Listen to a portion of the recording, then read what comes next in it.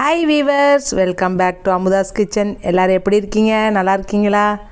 இன்றைக்கி கார பணியாரம் எப்படி பண்ணலான்னு பார்க்கலாமா? வாங்க வீடியோக்குள்ளே போகலாம். இப்போ ஒரு பணியார சட்டி எடுத்துக்கோங்க. இதே ஒரு நான்ஸ்டிக்காக இருந்தால் ரொம்ப ஈஸியாக வந்துடும். நான் நான்ஸ்டிக்கே எடுத்துக்கிட்டேன். இதற்கு இப்போ தேவையான பொருட்களுங்க. நான் இட்லி மாவு ஒரு 1/2 கப் எடுத்து வச்சுருக்கேன். நாள் அரைச்சி வச்சு எடுத்து வச்சது இட்லி மாவு நல்லாயிருக்கும். அப்புறம் இதுக்கு தேவையான பொருட்கள்லாம் பார்த்துடலாம் என்னென்ன வேணும்னு. நான் தாளிக்கிறதுக்கு கடுகு, வெள்ளை உளுந்து எடுத்திருக்கேன், கடலைப்பருப்புங்க எல்லாம் கொஞ்சமாக அந்த 1/2 கப் மாவுக்கு தேவையான அளவுக்கு தாளிக்கிறதுக்கு. வெங்காயம் 2 எடுத்து ரொம்ப நைஸாக நறுக்கி வச்சுக்கிட்டேன். அப்புறம் பச்சை மிளகாவை கூட நறுக்கி நைஸாக பண்ணிவிட்டு கருவேப்பிலை, இஞ்சி எடுத்து வச்சாச்சு. இப்போ ஒரு கடாயில் 2 டேபிள் ஸ்பூன் ஆயில் விட்டுட்டேன் பாருங்கள். ஆயில் சூடானோடனே கடுகு எடுத்து போடணும். கடுகு நல்லா பொரிஞ்சு வந்தப்போ வெள்ளை உளுந்து எடுத்து வச்சுருந்தோம் பாருங்கள். அந்த வெள்ளை உளுந்தையும் போட்டுருங்க. கடுகு நல்லா பொரிஞ்சு வந்தோடனே வெள்ளை உளுந்தும் சவந்து வந்துடும். அப்புறம் கடலைப்பருப்பு எடுத்து வச்சு கடலைப்பருப்பையும் போட்டுட்டு நல்லா மிக்ஸ் பண்ணிடுங்க. நல்லா சவந்து வரும். இப்போ பாருங்கள், இந்த சவந்து வந்துருச்சு. இப்போ அந்த பச்சை மிளகாய் நறுக்கி வச்சுருந்ததை எடுத்து நைஸாக நறுக்கி வச்சுருந்தோம்ல பச்சை மிளகாவை, அதை எடுத்து போட்டுருங்க. வெடிக்கும், கொஞ்சம் தூரமாகவும் நின்றுக்கங்க. நல்லா மிக்ஸ் பண்ணி விட்ருங்க. இப்போ நறுக்கிய வெங்காயத்தையும் அதிலே மிக்ஸ் பண்ணிட்டோம். இஞ்சி கருவேப்பிலையும் அதிலே போட்டுட்டாங்க. எல்லாத்தையும் ஒன்றாவே போட்டுடலாம். பச்சை மிளகா போட்டுட்டு கொஞ்சம் சேப்பானோன்னே வெங்காயத்தையும் போட்டாச்சு. இஞ்சி ஒரு பீஸ் இஞ்சி நல்லா நைஸாக நறுக்கியிருந்தேன். கருவேப்பிலையும் எடுத்து அதிலே போட்டாச்சு. நல்லா வதக்கி விடுங்க. இதை நல்லா வதக்கிட்டு அந்த மாவில் நம்ம மிக்ஸ் பண்ணணும். அவ்வளோதான். ரொம்ப நல்லாயிருக்கும். இனிப்பு பணியாரம் எப்போயுமே பண்ணுவோம். இந்த கார பணியாரம் கூட பண்ணால் ரொம்ப நல்லாயிருக்கும். எல்லாருக்குமே ரொம்ப பிடிக்கும்.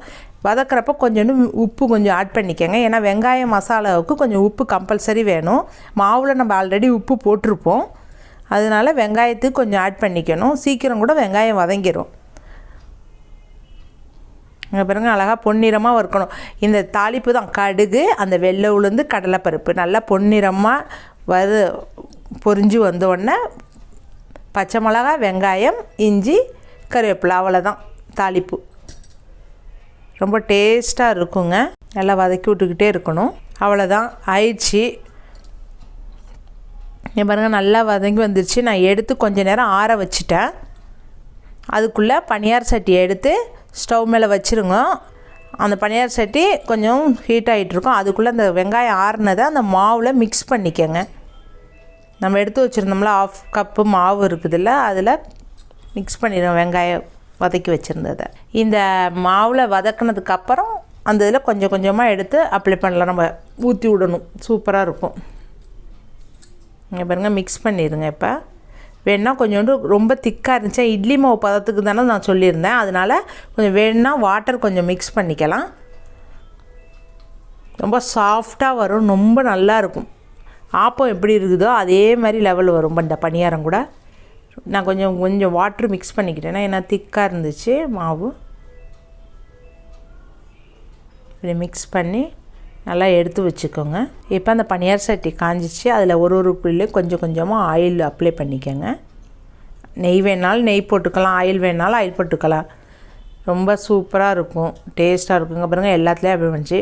நான் ஒரு கரண்டி எடுத்து கொஞ்சம் கொஞ்சமாக அப்ளை பண்ண ஊற்றுறேன் பாருங்கள். அவ்வளோதான், கொஞ்சம் கொஞ்சமாக ஊற்றுறோம். அந்த குழியில் அழகாக கொஞ்சம் முக்காவது ஊற்றுனா போதும். நான் ஃபுல்லாக ஊற்றுறேன், ஏன்னா நான் அடிக்கடி பண்ணுறதுனால எங்களுக்கு தெரியும். இப்போ பாருங்க, ஃபஸ்ட் டைம் ஊற்றுறவங்கன்னா இருந்தால் கொஞ்சமாக ஆஃப் ஊற்றுங்க. வெந்து வந்தோன்னா பெரட்டுறதுக்கு உங்களுக்கு ஈஸியாக இருக்கும். ஸ்நாக்ஸாக டெய்லியும் பண்ணுறதுக்கு இது ஒரு வாட்டி பண்ணி கொடுக்கலாம். மாவு இருக்கும், நம்மள எல்லார் வீட்லேயுமே ஃப்ரிட்ஜில் மாவு வச்சுருப்போம் கண்டிப்பாக. அப்போ ஒரு நாள் ஏதோ ஒரு நாளுக்கு ஒவ்வொரு டிஷ் பண்ணி கொடுக்குறப்ப இந்த பணியாரத்தை கூட ஆட் பண்ணுங்கள்.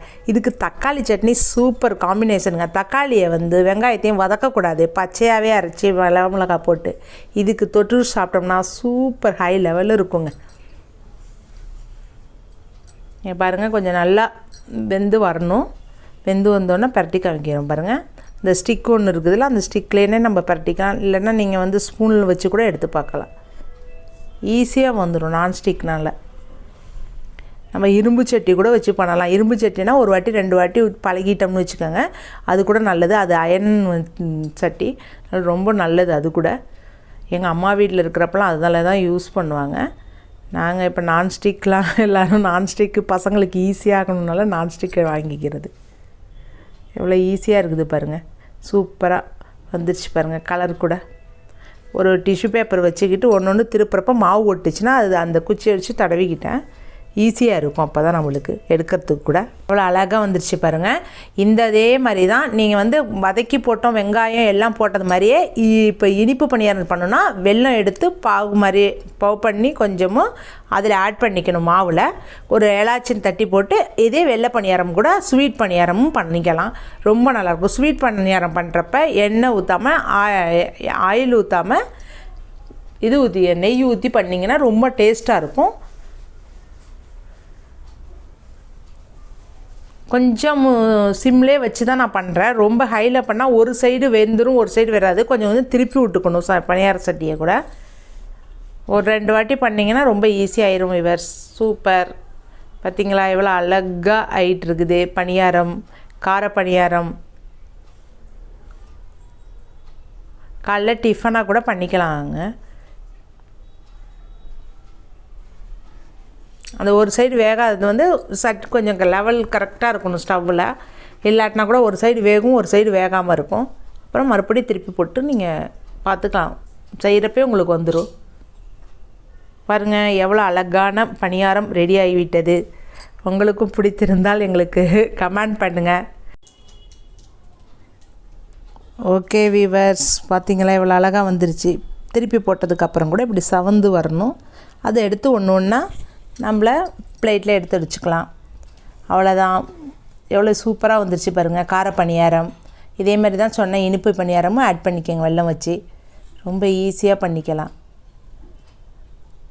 ஏன்னா தக்காளி சட்னியை மட்டும் மறந்துடாதீங்க வீவர்ஸ். எதுக்குன்னா தக்காளி சட்னி ரொம்ப அவசியம் கார பணியாரத்துக்கு. வேறு எந்த இதுவுமே டேஸ்ட்டு வராது. ஓகேவா?